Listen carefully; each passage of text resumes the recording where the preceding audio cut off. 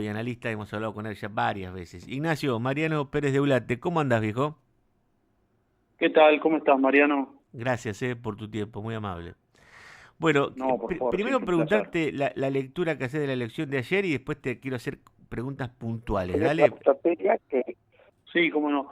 A ver, me parece que el peronismo tiene un problema bastante serio, digo, una crisis de liderazgo que ya lleva unos 10 años y no tiene una narrativa capaz de seducir al electorado. Eso, y me parece que eso lo benefició mucho al gobierno, ¿no? El hecho de que del otro lado hay simplemente algo que es un rechazo a las políticas del gobierno, pero no ninguna propuesta, ¿no? Después lo otro, es evidente que el gobierno obtuvo un desempeño que estuvo muy por arriba de la expectativa, no lo vieron venir, y eso definitivamente lo favoreció, ¿no? Me parece que esto tiene que ver con el hecho de que hay un núcleo duro de votantes que tienen un rechazo bastante pronunciado por todo lo que sea el kirchnerismo o lo que sea esta versión del peronismo, ¿no? De alguna manera, Milei, que había sido originalmente un candidato que atraía a votantes demográficas, sociodemográficamente hablando, uno podría llamar peronistas, o sea, voto urbano de sectores de bajos recursos, con empleo tal vez medio precario, pero que a la vez tenía el apoyo de sectores medios y altos. Diría que Milei ha pasado a ser como a cumplir el rol que antes tenía Juntos por el Cambio, Cambiemos, ¿no? Ser como el campeón del voto no peronista. Ujú, ujú. Puede ser que, porque estamos hablando de un contexto donde, por más que Milei diga que sacó gente de la pobreza y demás, está claro que hay una economía diaria que todavía no se ha acomodado en la gente, sobre todo en la clase media. Pero puede ser que haya primado en la gente el... Porque viste que la propuesta opositora era hay que terminar con Milei, hay que frenar a Milei. Puede ser que haya primado algún tipo de miedo de que, te lo voy a decir coloquialmente, si no respaldamos a este tipo se va a ir todo de nuevo al diablo y prefiero ver si aguantamos un poco más antes que tener el despelote que se va el dólar sobre la inflación y demás. O sea, como que el miedo a que se vaya todo el diablo lo terminó ayudando al presidente aun cuando la economía no está 100% bien. Sí, yo diría que eso definitivamente ayudó. También que los que votaron al presidente, a la Libertad Avanza, son mayoritariamente personas que no iban a cruzar el charco a votar al peronismo, ¿no? Eh, entonces, y que por lo visto no se sentían atraídos por las terceras opciones, ¿no? Que les fue bastante mal en todos los distritos. Entonces, sí, no querer tirar por la borda el sacrificio ya hecho y darle, digamos, el beneficio de la duda para los 2 años que quedan. Eso no quiere decir que vayan a volver, que vayan a votar al peronismo, pero digo, hoy por hoy, la verdad es que Milei no tiene nadie enfrente. Claro. Es como que la oferta es pobre, por eso también se explica el triunfo del libertario, o fue pobre en esta elección. Sí, La oferta fue opositora me bastante refiero, pobre. ¿no? La oferta opositora me Sí, refiero. sí, fue bastante pobre porque digo, Provincias Unidas estuvo por debajo de la expectativa, el peronismo, en lo- si uno mira los 5 grandes distritos que explican el 65% del electorado, en todos ellos la Libertad Avanza mejoró respecto a 2023, la primera vuelta, y el peronismo empeoró. Claro. Es más, si uno mira la trayectoria del peronismo de la elección de 2015 a la fecha, y en 2015-2017 sumamos al kirchnerismo, a Massa y al justicialismo, ¿no? El frente justicialista que compitió en 2017, lo que se ve es una línea de tendencia que muestra una caída secular del voto peronista, ¿no? Sí, eso se ve tanto a nivel nacional como en la provincia de Buenos Aires, no cuando uno lo mide en porcentaje, sino en votos absolutos. Claro. Eh, Evidentemente el peronismo le está faltando una narrativa, le está faltando un recambio, un proceso de autocrítica, porque cada vez captura menos votantes. Claro, sí, ha perdido respecto a la elección de septiembre, ha perdido respecto a esta, ha perdido un montón de votos. La remontada de 14 puntos le da al gobierno en general, pero especialmente al Colorado Santilli, un empujoncito importante, ¿no? Sobre todo porque es el distrito donde se desató el escándalo narco con Expert. Y sobre todo si pensamos que fue a 3 semanas Claro. de la elección.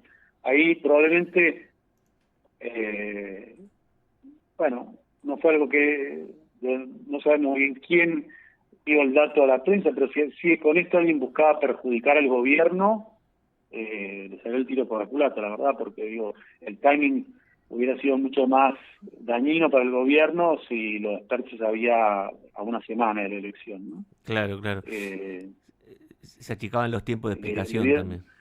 sí, digo, sustituyó a un mal candidato con el que se encaminaba, incluso sin el escándalo, probablemente una derrota, por uno mucho más competitivo, ¿no? Y que gana por segunda vez consecutiva la elección De legislativa, claro. legislativa, sí, Decime, bonaerense. ¿qué vendrá ahora, no? Porque Milei, además, lo poco que uno lo conoce, que se enfrenta a una enorme tentación. Si ya era como era, con la fragilidad con la que venía política y económica, esto que le da más fortaleza política lo puede tentar a profundizar aquellas maneras y aquel estilo, sobre todo es casi expulsor, ¿no? O lo otro, o hacer lo que le está pidiendo todo el mundo, ¿no? Buscar consensos, ampliar la base, buscar acuerdos legislativos. Me parece que es una de las grandes incógnitas que se van a empezar a develar a partir de hoy, ¿no? Sí, a ver, yo creo que esta elección pone al gobierno en un dilema. Obviamente está la tentación de ir por más, de ir por todo, como diría el kirchnerismo. Eh, no tiene con qué, porque el gobierno, si efectivamente quiere aprobar reformas estructurales, tiene que negociar. Y si el gobierno quiere recuperar el acceso al mercado internacional, bueno, no tiene una autorización para emitir deuda en el exterior. A ver, puede recuperarlo emitiendo bonos en deuda local. Digo, el kirchnerismo, antes de manipular el INDEC, hacía emisiones de deuda con ley argentina y había interés de inversores de afuera, ¿no?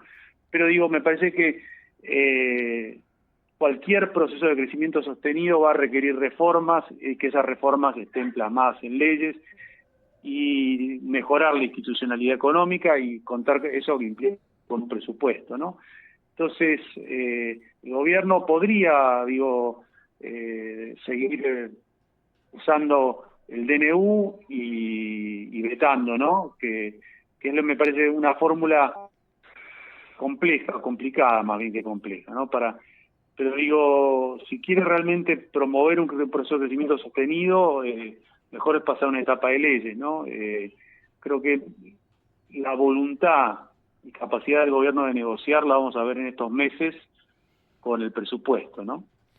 ¿Crees que va a haber algún cambio en este esquema? Viste que el gobierno está atravesado por la gran interna entre los carinistas y los caputistas, que digámoslo, Karina ayer, dentro de lo que es el esquema de posibles ganadores, la podemos notar, porque hizo el partido en todos los distritos, en la mayoría ha ganado, salvo el caso de Corriente, que ahí se mandaron un error. ¿Vos creés que Milei va a apuntar a tratar de calmar esa interna? ¿Va a tratar de hacer equilibrios? ¿Va a darle más poder a alguno que no tiene? ¿Tenés alguna intuición de eso? Por supuesto no tenés información porque todavía no pasó. ¿Pero tenés alguna intuición o qué creés que debería hacer? Me parece que un resultado un poco más débil beneficiaba a una de las patas del triángulo de hierro y le da un poquito más de poder. Este resultado me parece que la tiene a Karina como clara ganadora, y creo que si un resultado un poquito más débil iba a ir a un empoderamiento de Santiago Caputo, no sé, yo le pongo un signo de pregunta a eso ahora. Si un resultado más débil iba a necesitar de un mayor aporte La D de Macri, creo que eso ya también le pongo un signo de interrogación, ¿no? Yo pondría a Karina y a Francos entre los ganadores, claramente. Claro. Y por último te pregunto, ¿qué crees que va a pasar en el peronismo, no? Sobre todo en el peronismo, no tanto en el interior, sino en esa cosa entre Cristina y Axel, ¿no? Que ayer Axel hizo un discurso, no sé si lo viste, pero hizo un discurso donde primero que casi ni reconoció la derrota y después le dijo que Milei se estaba equivocando en todo lo que hacía y que la gente no quería el modelo de Milei cuando en realidad estaba la gente evidentemente lo respaldó o al modelo o a Milei y después una Cristina que se ve al balcón a festejar como si hubiera ganado las elecciones. No sé qué ves que puede llegar a pasar Bueno, ahí. no me queda muy claro qué festejaba Cristina. Tal vez festejaba, no sé, cuanto peor mejor, ¿no? Y el hecho de que todavía ella sigue reteniendo centralidad y que una especie de festejó que tuvo razón, que no era buen negocio para el peronismo desdoblar la elección. Pero sí, cuesta entenderlo. A ver, yo lo que veo es que el peronismo está enfrentando un declive secular de votos. O sea, uno mira de vuelta la tendencia de los últimos 10 años, ni qué decir si uno se remonta al 54% de Cristina, ¿no? Y la verdad que desde ahí el panorama da para que el peronismo se preocupe. Lo que deberían hacer es tratar de cerrar lo más rápido que puedan la etapa kirchnerista, porque, digo, si uno ve, el saldo de esta etapa es el siguiente. Nunca el peronismo ha tenido tan poco poder institucional como ahora. Están por debajo de las 30 bancas en el Senado, ¿sí? Sí. Controlan, es el momento en que menos provincias han controlado, ¿sí? Digo, y lo que se ve es que cada vez atraen a un conjunto más chico de votantes y que está muy concentrado aparte en la provincia de Buenos Aires y para ser más específicos, en el conurbano, y que ese núcleo de votantes encima también se viene achicando, ¿sí? Cuando uno mira cuánto sacó el peronismo en las elecciones bonaerenses de este año, tanto ayer como hace un mes y medio, y básicamente es menos que lo que obtuvieron en 2017, es un poquito más que lo de 2021, ¿sí? Y bastante menos que 2023. Ni qué decir si uno hace la suma de en 2017 de Cristina y Massa juntos, ¿no? Claro. O en 2015 de Scioli y Massa juntos. Entonces, bueno, tiene que dar yo creo, un debate interno para ver, para analizar por qué no pueden llegar a más votantes, ¿no? Y qué es por qué generan un rechazo tan fuerte que en una situación económica que, digamos, mejora la de fines de 2023, pero que ha exigido mucho sacrificio y que no está con un consumo boyante, lleva a votar en contra, ¿no? A decir, bueno, no, prefiero cualquier cosa antes que al peronismo, que eso parece ser el mensaje del casi 41% Claro. del electorado que votó a Milei. Sí, igual no lo daría por muerto el peronismo yo, ¿eh? No, yo creo que nunca hay que dar por muerto a Herido. nadie en Herido puede política, ser.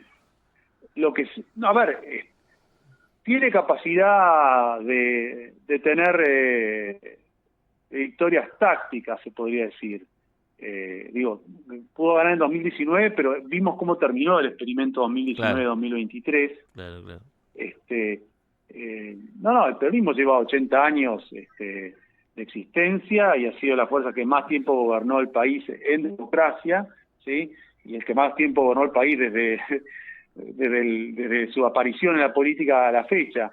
Ahora, evidentemente está perdiendo capacidad de convocatoria ante el electorado, y bueno, sí, es un hecho, y que el kirchnerismo lo sobreideologizó al peronismo y le sacó flexibilidad, ese pragmatismo que históricamente tenía el peronismo para adaptarse a las circunstancias cambiantes de la sociedad argentina, bueno, o recupera esa flexibilidad o vamos a seguir viendo al peronismo en esta secuencia. Me parece que esto de haberlo tratado de convertir en un partido de izquierda latinoamericana le está generando mucho perjuicio al peronismo. Sí, es verdad. Ignacio, gracias por tu tiempo. Un placer charlar con vos como siempre, ¿eh? No, por favor, un gusto. Un Hasta luego, abrazo. Mariano. Ignacio Lavacchi, analista, politólogo, dando su punto de vista del domingo electoral.